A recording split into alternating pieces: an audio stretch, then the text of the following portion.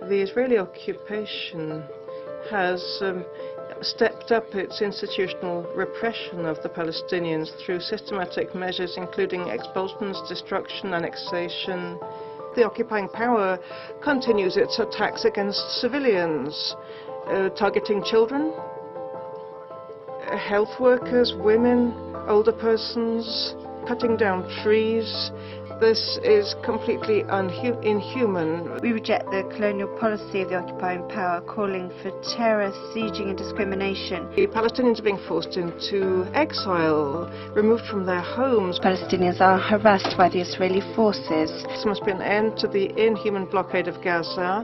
United Nations Watch. Madam Chair, the arc of history in the Middle East is long, but it bends toward peace between Arabs and Israelis. We meet at a singular moment in history.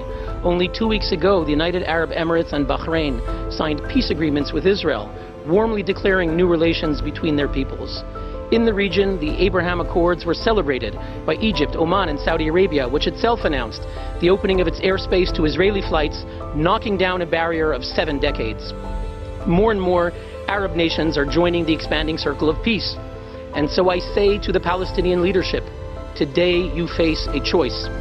You can continue to devote your best minds and resources to assaulting your Jewish neighbors with deadly Iranian missiles and terror attacks, with boycott campaigns and international show trials such as today's exercise, or you can walk with your Bahraini and Emirati brothers and sisters along the path of reconciliation, cooperation, and hope.